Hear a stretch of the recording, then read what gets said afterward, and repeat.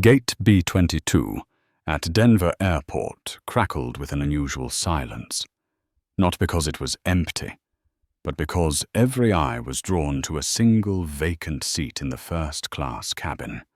Seat 2A, the power seat, the seat for those who paid more than a month's salary just for 2 hours of comfort. Yet 2A remained empty, and that emptiness felt like a small tear waiting to be ripped wide open. Catherine Moore, 40th and 6, veteran chief flight attendant of Orion Airlines, stood at the boarding door. Her face was sharp, her eyes trained to catch the slightest irregularity. 23 years on the job had drilled into her a habit. Anything out of place could be a threat. Catherine trusted her instincts, and today her instincts whispered, "Something is coming." The boarding announcement echoed, and the stream of passengers flowed in, a cacophony of rolling suitcases, children crying, adults arguing. Catherine scanned the crowd, a young father juggling a toddler, a couple bickering over seat numbers, a group of businessmen typing furiously on laptops. Ordinary enough, until a figure appeared at the end of the jet bridge. He did not hurry. Each step was measured, steady, as if the world itself had to slow down to his pace. Anthony Graves, 40, 4. A charcoal grey tailored suit, a deep blue silk tie, Oxford shoes, polished to a mirror shine, catching the dim hallway light. At his side, only a slim leather briefcase, far too light for someone seated in 2A. Catherine narrowed her eyes. Alone. No checked luggage, no phone in hand, no frantic pace of the genuinely busy.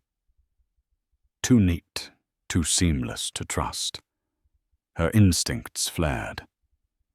"Good afternoon, sir. Boarding pass, please." Catherine's tone was polite, but cold. Anthony paused a breath, then handed over the ticket. Seat 2A.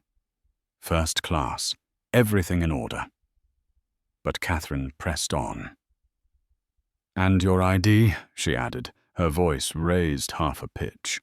Anthony arched a brow. "Is there a problem?"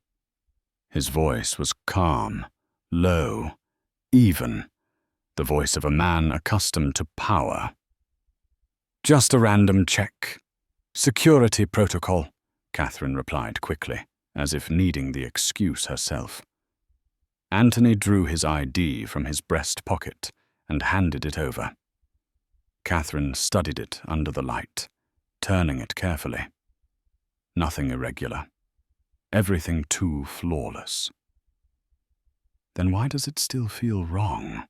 She thought. Yet her instincts nagged. This was no ordinary passenger. "Seat 2A. You may board." Catherine returned the documents with a smile, but her eyes stayed fixed on his back as he passed. Anthony gave a slight nod, a curt, "Thank you." The way he spoke, short, precise, conveyed absolute control. She watched him, her gaze sharp as a blade. No phone, no chatter, no rush. Just silence. Dangerous silence. She told herself it had nothing to do with the color of his skin, but deep inside, the presence of a black man in a luxury suit, claiming 2A, stirred a chain of unconscious suspicion. When Anthony placed his briefcase in the overhead and sat down, another first-class passenger, a middle-aged woman, glanced his way, lips pressed tight, as if silently asking, "Who is he?" Catherine felt the shift in the air, like static electricity hovering overhead. She turned to her young colleague, Lauren, just 24, and whispered, See the man in 2A? Something's off. Lauren frowned. He looks fine to me. Why? Catherine gave a dry smile. The suit doesn't match the man. Trust me. Watch him. Lauren bit her lip and nodded slightly, though unease rippled inside her. In the cabin, Anthony sat still, his eyes on the window. Around him, passengers tapped at phones, typed on laptops, ordered drinks. Only he remained motionless, like a statue. Yet within, his heart beat slow and steady, like a drum announcing something imminent.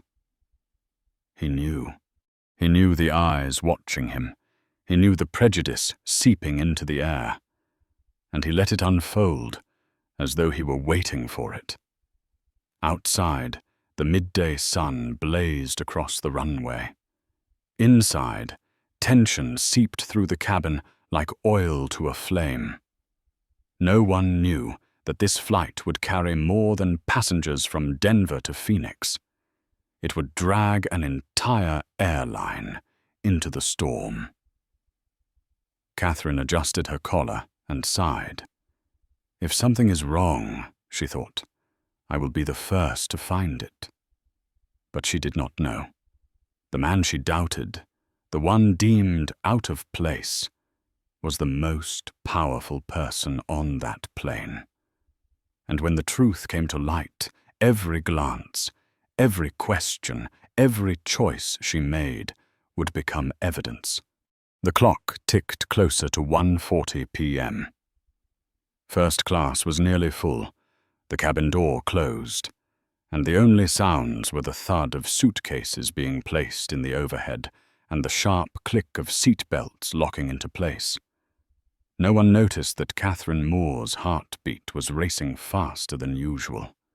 To her, seat 2A remained an unanswered question.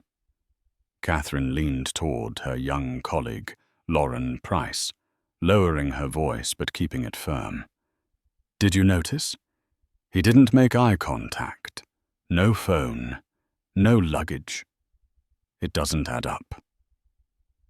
Lauren hesitated, her eyes drifting toward the front of the cabin, where Anthony Graves sat upright, his hands folded neatly on his lap, his face cut sharp in the sunlight streaming through the window. Maybe he's just private, Lauren whispered, trying to stay neutral. Or maybe, Catherine replied, her eyes still locked on 2A. He doesn't belong there. The chill in her words made Lauren shiver.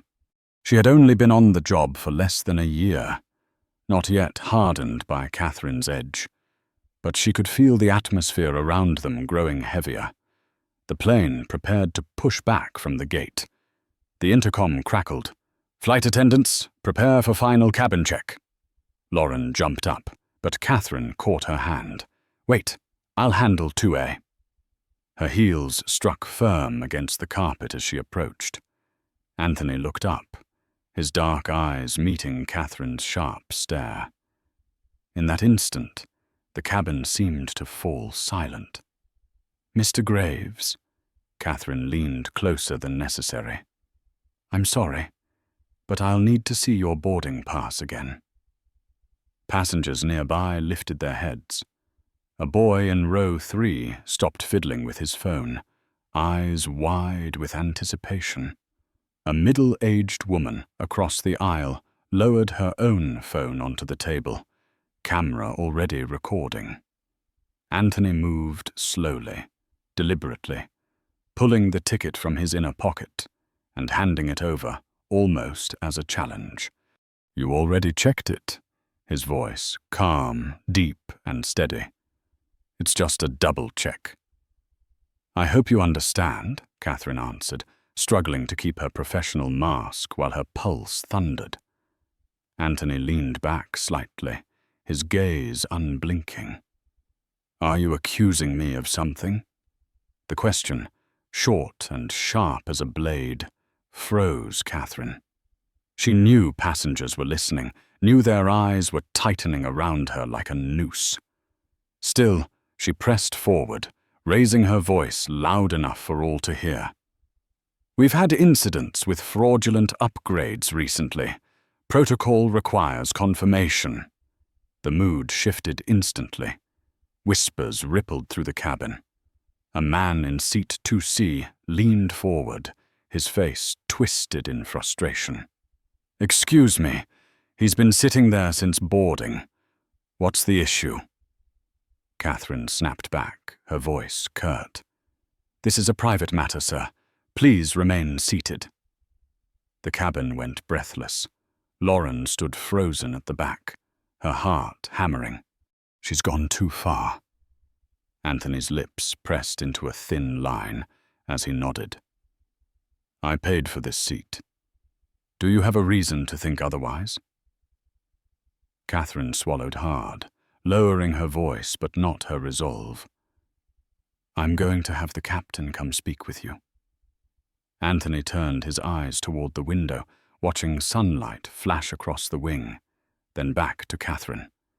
His voice was even and unyielding. "Do what you need to do." Moments later, hurried footsteps approached. Captain Daniel O'Connor, 50. His face weathered by decades of flight, entered the cabin with Catherine at his side. Whispers spread, and phones rose quietly into the air, lenses fixed on the scene. Daniel bent toward Catherine, listening as she rushed through words like suspicious passenger and non-compliance. He nodded once, his face calm. But when his eyes fell on Anthony, a middle-aged black man, seated upright, hands folded neatly on his lap, gaze unflinching. Daniel felt an invisible weight press down on him. "Sir," Daniel said, his voice low but commanding, "I understand there's some confusion about your seat assignment." "No confusion," Anthony answered immediately, his gaze steady. "Your attendant asked for my documents twice. I complied. Since boarding, I've been treated like a suspect." His voice was not raised, yet it carried through the cabin. Several passengers held their breath. A young woman whispered, "Oh my God, they're kicking him off." Daniel swallowed hard. "I'm sure it's just a misunderstanding. But for security reasons, I'll need you to step off the plane so we can clarify." The cabin jolted with shock. Breaths quickened, cameras clicked furiously. Anthony remained still, then spoke slowly, each word heavy as iron. "I'm not leaving my seat, unless you're prepared to explain to everyone here why a paying customer in first class is being removed without cause." In that moment, an unseen bolt of lightning split the air. Catherine froze. Sweat pricked at the back of Daniel's neck. Lauren swallowed hard. And the entire cabin, every pair of eyes, every phone camera, turned to seat 2A. No one knew. In just a few minutes, the truth would come to light. And seat 2A, seemingly just a chair, would become the epicenter of a storm that would shake the entire airline. The cabin air was thick, heavy with raised phones and unblinking eyes. At the center were only 3 figures. Anthony Graves, sitting tall and still. Catherine Moore, frozen in place, her hands gripping the seat back. And Captain Daniel O'Connor, towering, his voice steady though his heart raced. Daniel cleared his throat. "Sir, this is your final warning. If you refuse to comply, I'll have no choice but to call security." His words struck like a gavel. A young woman whispered, "They're really doing this." A boy in row 3 trembled with excitement, his eyes wet as if watching a movie scene unfold. Anthony inhaled slowly. Then, unhurried, he leaned down and reached for the slim leather briefcase at his feet. The cabin erupted with a scream. "He's reaching for something!" A few passengers ducked in panic. Catherine stepped back, eyes wide. Daniel raised a hand. "Sir," slowly. But from the case, Anthony drew only a small, polished leather wallet. He opened it, slid out a silver embossed card, and placed it in the captain's hand. Daniel read it. His eyes flickered once, then again. His chest tightened as though gripped by an unseen hand. The words glinted under the cabin light. Anthony D. Graves, Chairman of the Board, Orion Airlines. Silence fell across the cabin, thick enough to swallow every sound. Catherine's lips parted, but no words came. Her mind went blank. Words like protocol and fraudulent upgrade collapsed into hollow nothingness. Daniel swallowed hard. Sweat trickled at his temple. Before him was no suspicious passenger. This was the most powerful man in the company. He hadn't just bought a ticket. He owned the seats, the plane, even the uniforms they wore. Anthony rose slowly, each movement in rhythm with the cabin's collective heartbeat. His voice was clear, steady, carrying across the silence without needing to rise. "I was here to observe, not to act. But I've seen enough." A ripple of voices surged through the cabin, spreading like wind over water. Passengers lifted their phones, recording him directly.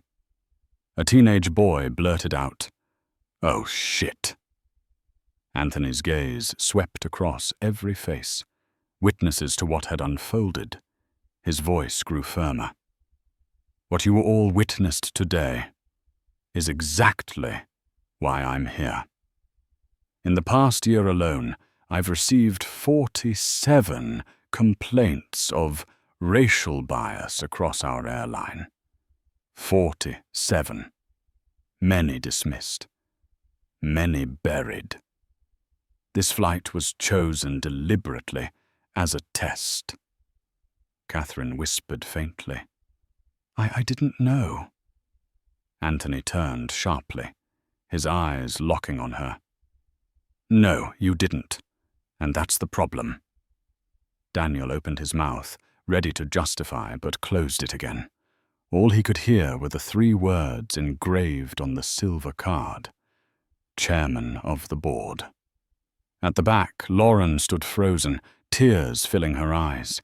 She had never witnessed a moment strip the truth so bare. At the cabin door, a security officer stepped in, then halted as he saw the scene. No one would call them now. The truth had already escaped control. Anthony lowered himself back into seat 2A with calm precision. He took out a slim leather notebook, opened it, and began to write. Each stroke of his pen felt like recording a verdict against an entire system. On social media, live videos from the cabin surged past 100,000 views. Hashtags, # Flight 3472, # flying, while black # Orion scandal shot to the top of the trending lists. Comments poured in. "Unbelievable. This is history. Justice in real time." Catherine stumbled back a step, her thoughts unraveling in chaos. She told herself she had only followed procedure, only wanted safety. But each excuse shattered in her head, echoing with the prejudice she could no longer deny. Anthony lifted his head, his voice low yet resounding. "This isn't about me. It's about what people like me face every day. And today, it was captured on camera, for the world to see." A shudder swept through the cabin. Passengers exchanged glances, realizing they were sitting inside a storm that would shake an entire airline. Daniel drew a long breath, then stepped back. He knew deep down this moment would haunt him forever. Catherine stood trembling, her hands shaking. For the first time in 23 years of flying, she was no longer in control of the situation. She had become the evidence, and Seat 2A, once questioned as out of place, had become the center of a truth that could no longer be hidden. The murmurs spread through the cabin like fire racing across dry grass. Phones were no longer hidden, but held high, cameras fixed directly on Catherine's face, capturing every flicker of panic in her eyes. A few passengers whispered, "This is going viral right now." In row 3, a teenager clutched his phone, his hands shaking with excitement. "Guys, I'm live. The chairman of Orion is on this flight. They tried to kick him out of his own seat." The viewer count on his screen shot from a few hundred to several thousand in under a minute. Anthony Graves sat still, back straight, hands resting on a slim leather notebook. He wrote in short, precise strokes, like a surgeon cutting into a wound, without emotion, without hesitation. The passengers around him could not sit still. A middle-aged woman whispered, "He's the chairman. Oh my God." I almost believed she was right to question him. Catherine stood pressed against the galley, her chest tightening. "I just shot myself in the foot. No worse, I just blew up my entire career." Her eyes searched for Daniel, hoping the captain would step in and take the heat. But Daniel had already retreated into the cockpit, leaving Catherine to face the storm alone. Lauren, her eyes red, whispered softly, "Jess, what do we do?" Catherine's voice rasped, hoarse. "Stick to protocol. First drink pass. No talking unless necessary." But even she knew every protocol was now meaningless. Outside the cabin, 2 airport security officers stepped into the jet bridge, confused. No one had called them. They stopped, exchanged a glance, then backed away, realizing they had stumbled into something far bigger than their authority. Anthony slowly pulled out his phone from the briefcase, unlocking it with his fingerprint. One message appeared, a single word: "Begin." He hit send. Instantly, 1,000 miles away in Dallas, on the 19th floor of Orion Airlines headquarters, rows of screens lit up. Red letters flashed. "Crisis protocol initiated. Flight 3472. In the operations room, Communications Director Kendra Liu, 39, gasped as live stream numbers surged past 80,000. Less than 3 minutes later, the count crossed 100,000. Hashtags: Flight 3472, Orion Scandal, flying, while black climbed straight to the top of Twitter trends. An aide shouted, "CNN just picked it up." Kendra spun around, voice sharp. "Get the CEO liaison on the line. Draft a holding statement. And find out who the crew is. We need names yesterday." Back in the cabin, Catherine felt eyes piercing her back. Passengers whispered, some pointing cameras directly at her, their comments soft but searing. She kept asking him like he didn't belong. Unbelievable in 2025. Lauren tried to hide her tears. "I didn't want to be part of this, but I stayed silent. And silence is complicity." Anthony, after sending the message, said nothing more. He closed the phone, set it on the table, and wrote a few more lines in his notebook. That posture, calm, steady, unnerved Catherine. More than an outburst ever could. It wasn't rage. It was silence carrying the weight of a tidal wave. A man in seat 2C, who had defended Anthony from the start, shook his head and spoke loud enough for all to hear. "They messed with the wrong man today." His words landed like a verdict on Catherine. The cabin door had not yet closed. The first officer's voice came over the intercom. "Ladies and gentlemen, thank you for your patience. We're cleared for pushback." His tone was neutral, deliberately flat.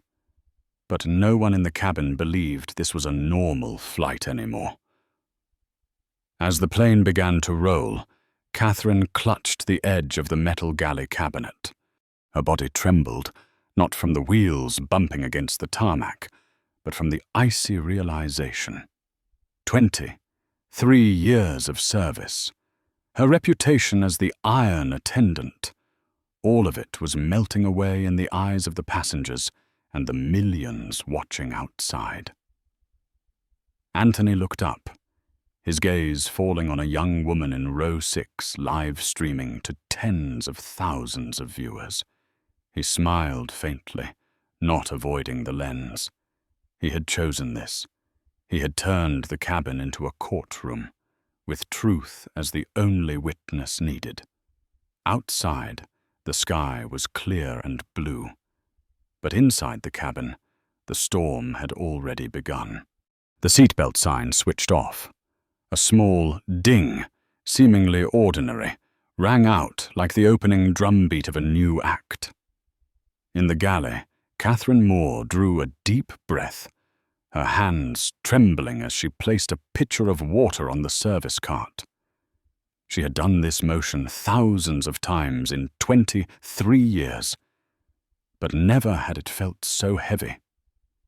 Her palms were slick with sweat, her heart racing, her throat dry.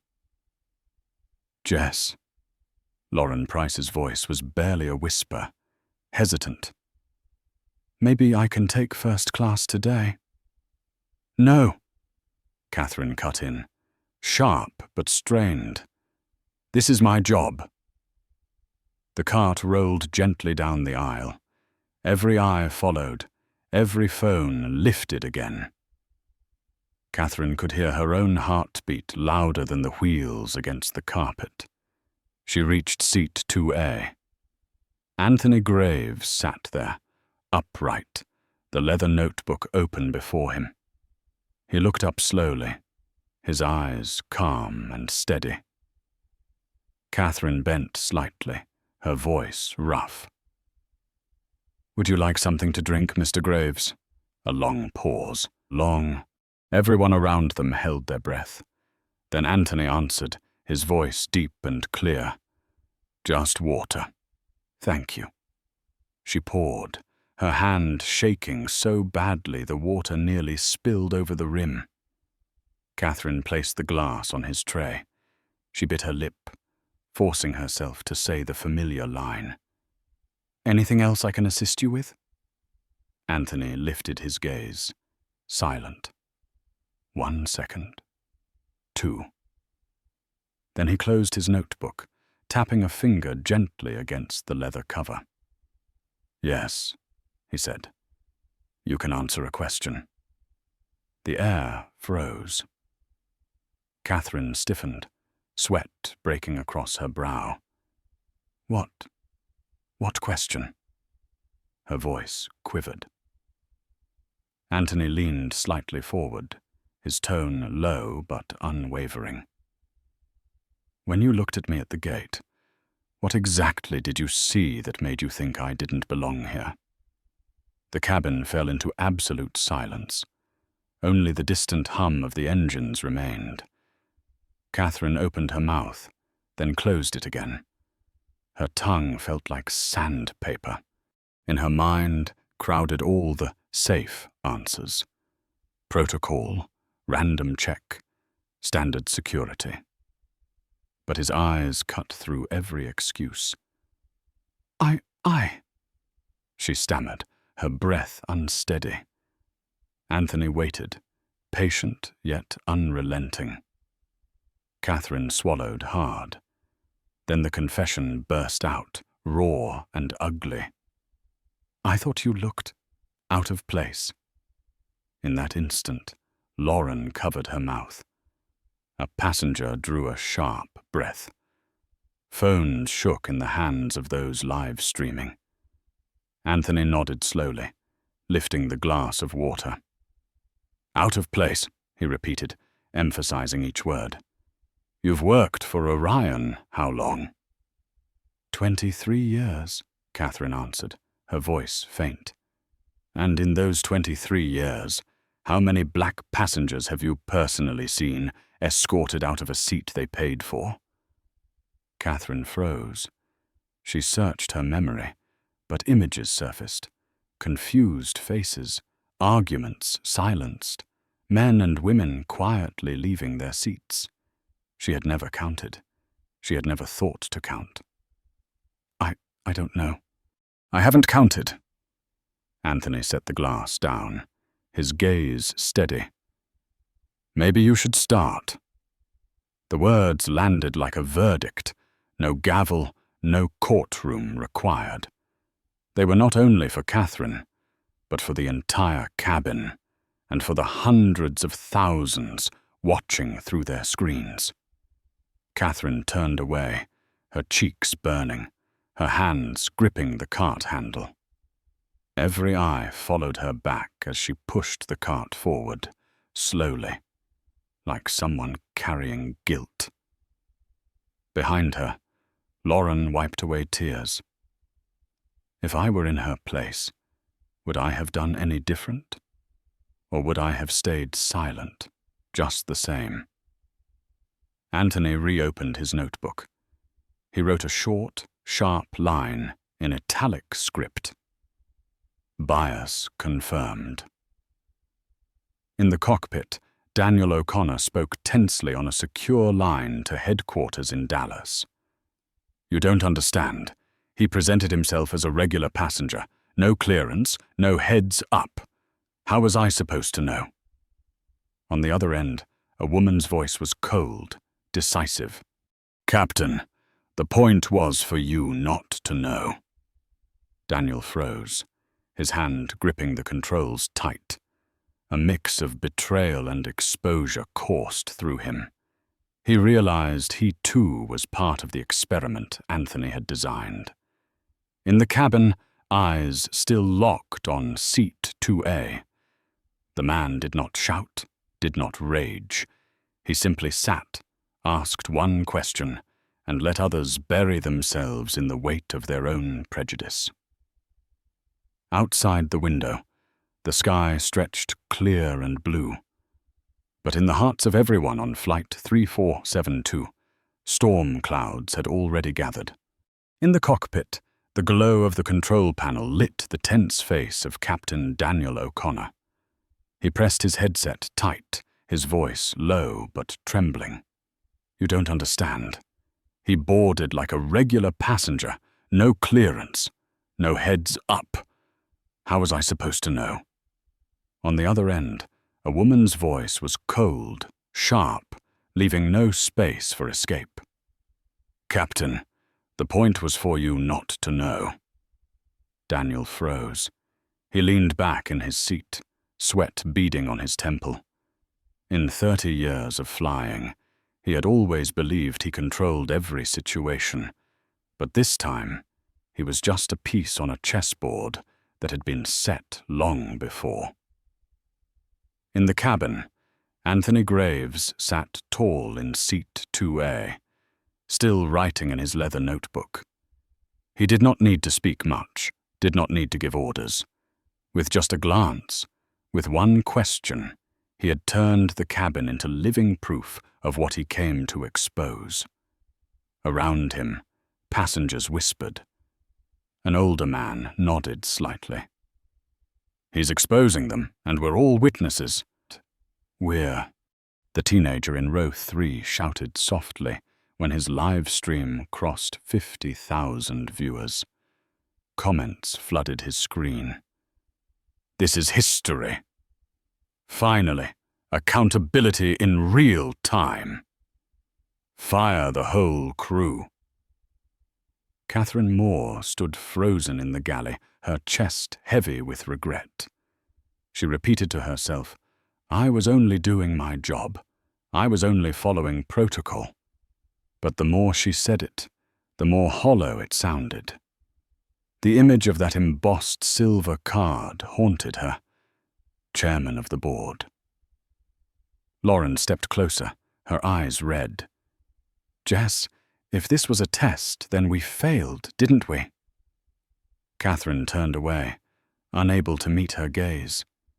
She knew Lauren was right, but hearing it out loud made her heart tighten.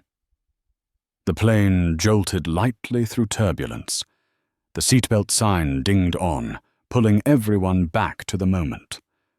But no one was thinking of flight safety anymore. The cabin was now a silent courtroom, where Anthony was the witness, Catherine and Daniel were the accused, and the passengers were the jury. In Dallas, on the 19th floor of Orion Airlines headquarters, Communications Director Kendra Liu swiveled toward a wall of screens.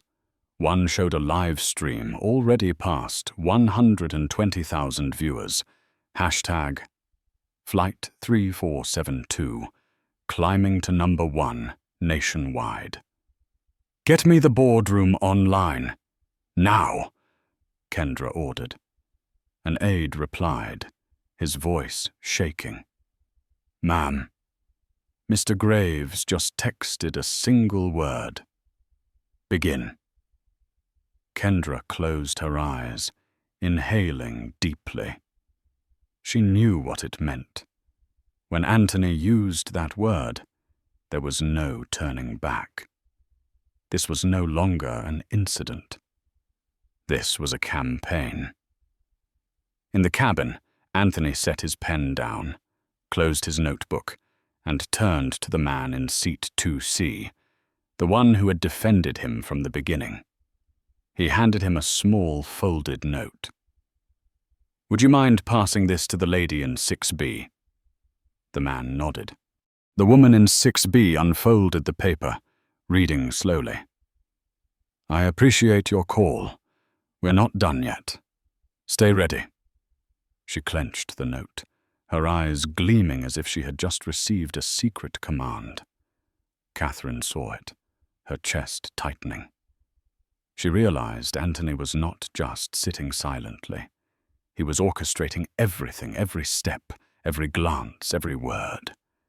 And the whole world was watching. In the cockpit, Daniel gripped the controls tight. The woman's voice still echoed in his headset. We've had a 40% increase in profiling complaints in 2 years. Most dismissed. Patterns don't lie. We needed to see how deep it runs. He flipped the switch, cutting the line, pulled off his headset, and buried his face in his hands. He had just been tested, and he had just exposed the truth. In the cabin, Anthony took a sip of water, his gaze sweeping across the passengers. He did not need to shout, did not need to slam his hand down. Through calm composure alone, he had stripped bare an entire system. In that moment, everyone understood. This was no longer a Denver to Phoenix flight. This was a flight headed straight into the heart of a corporate crisis. Phone screens glowed across the cabin. Hands trembled with both outrage and excitement. Everyone wanted to be the first to stream a moment that would enter history. The teenager in row 3 shouted, 150,000! We're at 150K! The number of live viewers jumped by the second, accompanied by a flood of comments. This airline is finished. I can't believe this is happening in 2025. Fire her now! In seat 2C, an older man leaned toward his wife and whispered, We're sitting in the middle of a scandal worth billions. She nodded slightly, her eyes still fixed on Anthony, the black man sitting quietly, the calm center of the storm. Catherine Moore could hardly breathe. The stairs around her felt like knives pressing into her back. She tried to justify it in her mind. I was following regulations. I was protecting flight safety. But the more she repeated it, the louder the imagined laughter from social media became. Lauren whispered, her eyes red. "Jess, it's all over TikTok. My friend just texted. We're trending worldwide." Catherine shook her head, clutching the service tray to her chest. She knew Lauren was right. She felt as if every dark corner of her heart was being laid bare to millions of strangers. In seat 6B, the woman who had received Anthony's note opened her live stream and read the words aloud. "We're not done yet. Stay ready." The passengers listened in silence. No one laughed. No one doubted. They knew they were part of something larger now, an event that the press would dissect second by second. The plane shuddered lightly as it climbed, but no one paid attention. All eyes were fixed on seat 2A. Anthony closed his leather notebook and set it on his lap. He gave the woman a slight nod, a confirmation. Then he scanned the cabin slowly, meeting each passenger's gaze in turn. He said nothing, but the message was clear. You are witnesses, and silence is also a choice. In the cockpit, Captain Daniel O'Connor sat motionless. He knew this moment was beyond his authority. His decades of experience meant nothing here. He had just heard the chilling number relayed over the line. 2 million views across platforms in under 20 minutes. In Dallas, on the 19th floor of Orion Airlines headquarters, the crisis room was packed. Communications Director Kendra Liu pointed at the screens. "Every minute we stay silent, we lose another $1 million in reputation damage. Draft a holding statement now." A legal advisor objected. "If we admit too soon, we convict ourselves." Kendra slammed her hand on the table. "And if we delay, the internet convicts us anyway. Choose your poison." Beside her, a data engineer whispered, "Hat Orion scandal just hit #1 worldwide. Even non-English markets are picking it up." Kendra inhaled deeply. She knew this was no ordinary PR crisis. This was a revolution, broadcast live from the first-class cabin of their own airline. Back in the cabin, Catherine's throat was dry. She looked at Anthony, then at Lauren. Her lips trembled, wanting to form an apology, but the words stuck. Anything she said now would sound like an excuse. A passenger in the back raised his voice. "Mr. Graves, we support you." The words echoed through the cabin, followed by scattered applause. Lauren covered her mouth, eyes wet. Catherine retreated into the galley, her chest aching. 23 years, and she had become the face of the very worst. Anthony did not smile. He only nodded once, then unlocked his phone and typed a few short lines. No one saw the message, but when he pressed send, rows of LED lights in Dallas lit up. The hotline to the board of directors was triggered. As the plane leveled off, the intercom crackled. "Ladies and gentlemen, we thank you for your patience. We'll begin our service shortly." The monotone voice, flat and detached, sounded like a desperate attempt to hide what was already undeniable. This flight had been out of control for a long time. In seat 2A, Anthony folded his arms, his gaze steady and calm. He did not need to speak further. The world outside was already speaking for him. The service cart rolled quietly down the first-class aisle. The wheels hissed against the carpet like they were dragging the weight of tension itself. Catherine Moore pushed it forward, her palms soaked with sweat. Passengers' eyes followed her every step. They no longer saw her as a seasoned chief attendant, but as someone standing before a tribunal, judged by millions watching through their screens. Lauren walked behind her, eyes red, whispering softly, "Jess, you don't have to do this." Catherine gripped the handle tight, answering with a shaky breath, "It's my job." She reached seat 2A. Anthony Graves sat there, back straight, the leather notebook closed neatly on his lap.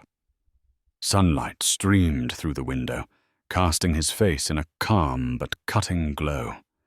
He looked up, his gaze sharp as a polished blade piercing straight through Catherine.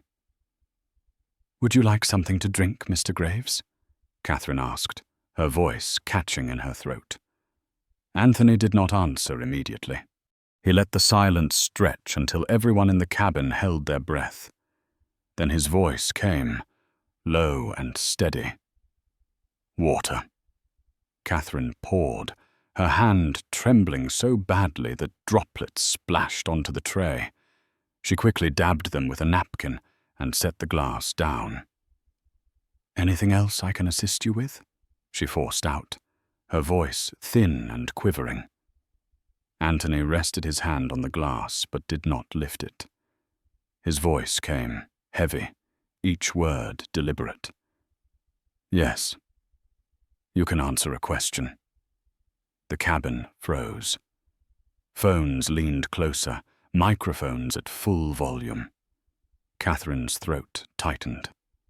Anthony leaned slightly forward, asking slowly, "When you looked at me at the gate, what exactly did you see that made you think I didn't belong here?" No one breathed. Catherine opened her mouth, then closed it again. Safe answers raced through her mind. Protocol, random check, security. But his eyes cut through every excuse. I, she stammered. Behind her, Lauren's eyes filled with tears. Anthony's voice pressed on, not raised yet resonant. "I asked for one thing, the truth." Catherine's chest clenched. Then, as if breaking apart, she whispered, "I thought you looked out of place." A wave of shock rippled through the cabin. Someone gasped. Another murmured, "She admitted it." Phones buzzed. Live streams surged by tens of thousands of new viewers. Anthony nodded, lifted the glass, took a sip, then set it down again. "Out of place," he repeated slowly. Leaning back, his eyes never left Catherine. "You've worked for Orion how long?" 23 years, she replied, her voice strangled. "And in those 23 years, how many black passengers have you personally seen, escorted out of a seat they paid for?" Catherine froze. Her memory flooded. Faces with darker skin, confusion in their eyes, arguments silenced quickly, men quietly walking away under cold stares. She had never counted. She had never thought she needed to. I don't know. I haven't counted," she whispered. Anthony set the glass down, his voice firm. "Maybe you should start." The words struck like a verdict. No gavel, no judge. Through calm composure alone, he had turned Catherine into living proof of a bias that had festered for years. Lauren drew a sharp breath, whispering to herself, her eyes wet. "We failed the test." Catherine stepped back, pushing the cart slowly, her cheeks burning with shame. She felt every eye cling to her back. In 23 years, she had never felt so small. Anthony reopened his leather notebook, writing in crisp, precise letters. Bias confirmed. Escalation necessary. Outside, the sky stretched deep and blue, calm and serene. But inside, Flight 3472 had already become a battlefield of truth. In the cockpit, the glow of the control panel lit the lined face of Captain Daniel O'Connor. He sat motionless, headset still clamped over his ears. The woman's voice on the line was cold, flat, without a trace of emotion. "Captain, this wasn't an accident. Flight 3472 was selected for an internal truth test." Daniel gripped the armrest tight. Truth test.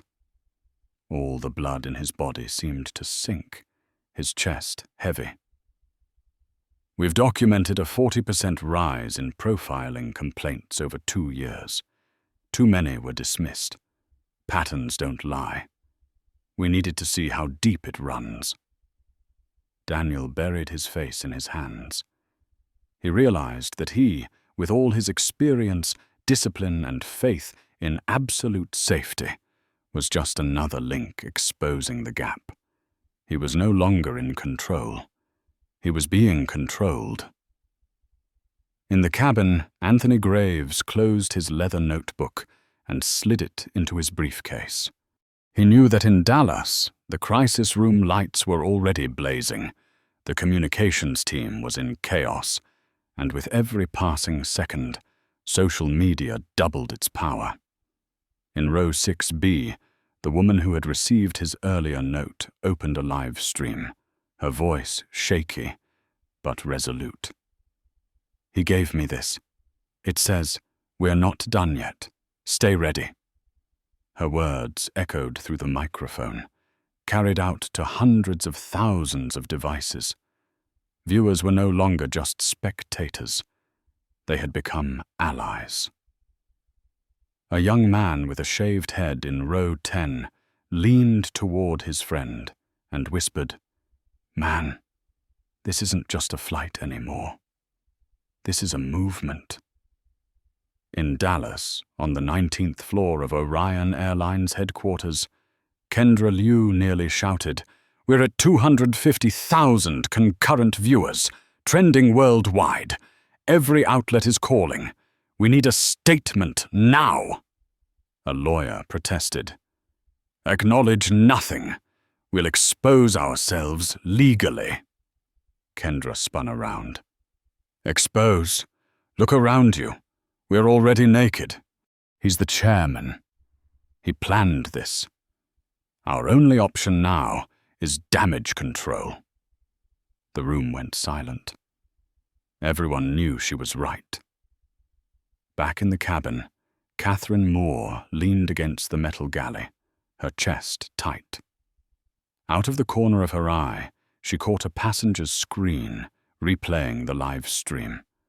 Her own rigid stance, her voice questioning Anthony, looping over and over with comments flooding in. That's the face of bias. She should be fired immediately. Unbelievable, after 23 years in the skies. Catherine bit her lip until it bled. She had once been proud to be the strict gatekeeper.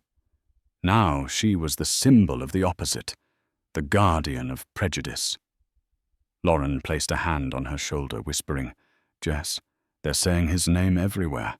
Anthony Graves, chairman of the board. The world knows." Catherine closed her eyes. There was no escape. No protocol left to hide behind. Anthony unlocked his phone, typed a short message. 3 words, Stage 2 live. 2. Was instantly, a well-known television journalist received an internal tip. Chairman Graves is on Flight 3472. He's exposing racial bias in real time. The news spread like an electric shock. Within minutes, CNN, BBC, Al Jazeera all broke the story. Passengers in the cabin felt the shift. Phones buzzed non-stop, the Wi-Fi strained under the load. A young woman said loudly, "My cousin just texted, we're on every channel, every channel." Silence vanished. People talked, raged, even applauded Anthony. The scattered claps grew into rhythm, echoing through first class. Anthony did not smile, did not bow his head. He sat tall, his eyes deep, as if he had anticipated every second. He did not need to speak. The truth was speaking on its own. In the cockpit, Daniel opened his eyes and stared into the mirror. His face carried fear, not just for flight safety, but for something larger: honor, career, and the fate of an entire airline. He whispered to himself, This will destroy us." But in seat 2A, Anthony had already affirmed one thing. This was not destruction. This was the death of the old, to force the birth of something new. Outside, the sky was clear and blue, but inside Flight 3472, an earthquake was shaking an entire industry. The Phoenix sky opened like a giant silver mirror. Afternoon light shimmered on the airplane's wings, but inside the cabin, no one saw the brightness. Only silence remained, a silence heavier than the roar of the engines. Flight 3472 began its descent. The seatbelt sign came on. The junior attendant's voice cracked through the intercom, trembling as she tried to sound calm. "Ladies and gentlemen, we'll be landing shortly in Phoenix. Please fasten your seatbelts and prepare for arrival." But no one moved. Passengers sat rigid, eyes fixed on seat 2A, where Anthony Graves remained motionless, his leather notebook folded neatly on his lap. His finger tapped a slow rhythm on the armrest, as if counting down to an unavoidable moment. In the galley, Catherine Moore leaned against the metal cabinet. Her hands shook with every bump of turbulence. Cold sweat soaked her uniform. She knew the moment the plane touched down would be the moment she faced the judgment of the world. Lauren looked at Catherine, her eyes wet with tears, whispering, "Jess, what's going to happen to us?" Catherine gave no answer. She stared at the void ahead, as though hoping silence itself could swallow the question. The wheels struck the runway, jolting the cabin. But no one cried out. Normally, landing was the time for sighs of relief, for laughter, for phone calls to family. Not this time. Only a frozen stillness, the waiting of people who knew they had just been witnesses to something much larger than themselves. The cabin door opened. Arizona desert heat rushed in. Passengers still did not rise. All eyes turned to 2A. Anthony stood slowly. He straightened his jacket, picked up his leather briefcase. His gaze swept across the faces around him, not angry, not arrogant, but sharp, heavy. Captain Daniel O'Connor stepped from the cockpit, his face pale. He stopped before Anthony, his voice low. "There's a car waiting for you at gate A3, sir. And the crew, we've been ordered to stay for debriefing." Anthony nodded slightly. "Good." He turned to the passengers. Phones rose again. He did not look away. His voice rang steady, not loud, but each word cut the air. "Thank you for your patience today. Some of you may not understand what happened. Others may understand all too well.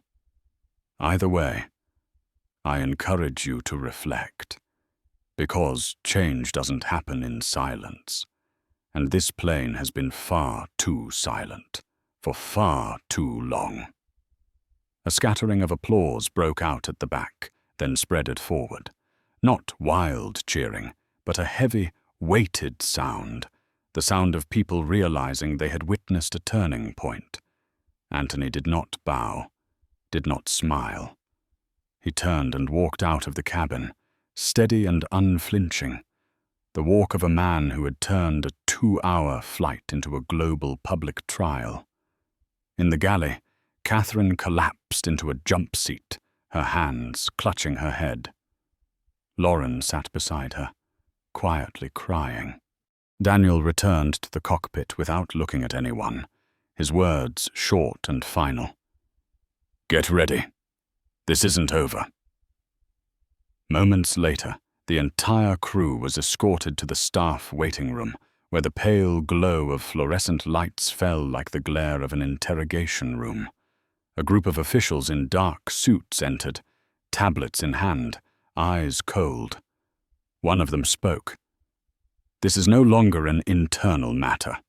The FAA and the EEOC have already requested full documentation of Flight 3472.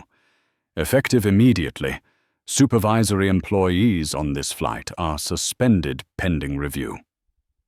Catherine's legs nearly gave way. All those years of dedication, all the pride in upholding standards, had turned to ash in just a few hours. Outside, Anthony stepped into a waiting black car. Before the door closed, he glanced toward the terminal's glass wall, where dozens of television cameras stood ready. He knew this was only the beginning. The real conversation, one that would reach every corner of Orion Airlines, was about to start. Flight 3472 had landed, but the storm it unleashed had only just taken flight. The next day, the press room in Phoenix was packed with reporters. Camera flashes exploded. Microphones rose like a forest of steel. The air was heavy, every eye fixed on the wooden podium where the Orion Airlines logo gleamed. The back door opened. Anthony Graves stepped out, tall, briefcase in hand, his face calm. To his left sat the executives, still and tense. To his right, two faces stood out, Catherine Moore and Lauren Price.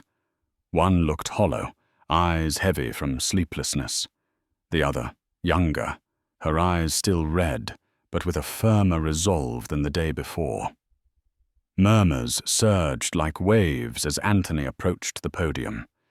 He set his briefcase down, adjusted the microphone. His voice carried, low and steady. No need to raise it. "Let's talk about how bias hides in plain sight. Let's talk about who we trust to welcome us aboard. And let's talk about what happens when silence protects the wrong people."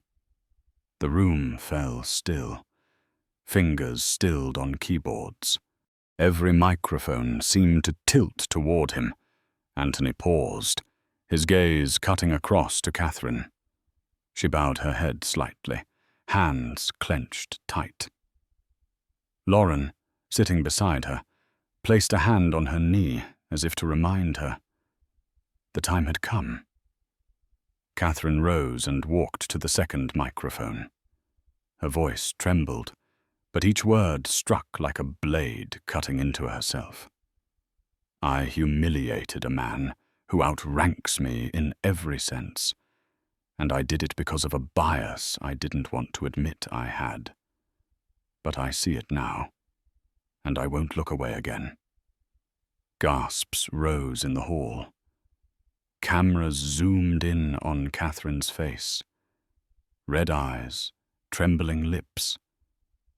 Capturing the moment when a woman once known as the strict gatekeeper turned herself into living proof of a rotting system.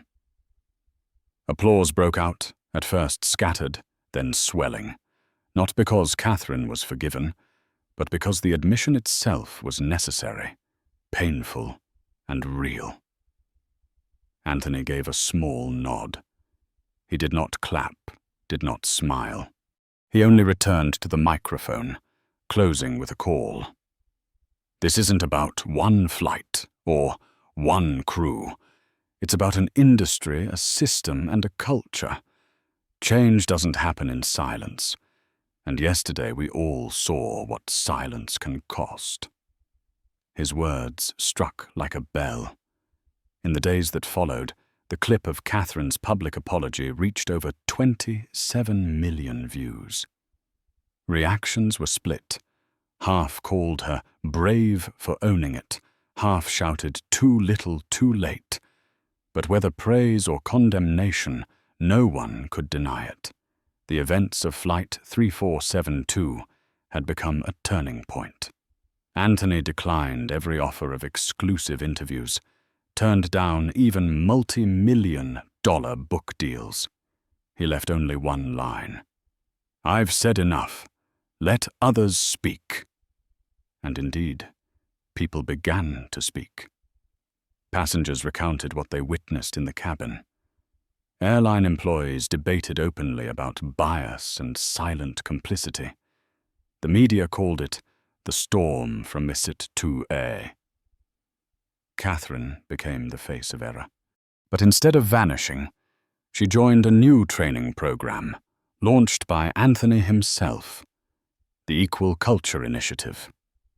She moved from auditoriums to classrooms, telling the story of the worst day of her career, the day that made her the symbol of what she once denied.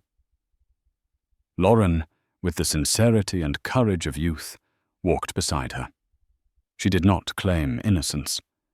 She admitted she had stayed silent, and that her silence also caused harm. A year later, at Orion's global conference, Catherine unexpectedly stepped onto the stage. No script, no notes. Her voice was low, steady. "I don't expect applause. I expect memory, accountability, not just for what we did, but for what we allow. Every day we step on a plane, we make choices about who we see and who we don't. I stopped pretending I was above bias, and that's when I finally started to change." Applause thundered, not for full forgiveness, but for the truth. Anthony stood backstage, his eyes shining. He stepped closer to Catherine and said quietly, "We don't need perfect people. We need honest ones." The story of Flight 3472 did not end in collapse, but in a new beginning. A reminder that sometimes silence is more dangerous than shouting, and when truth is revealed, it can force an entire system to change. You, the listener, are a witness too, not just to a flight, but to a message. Change begins only when we dare to face the truth.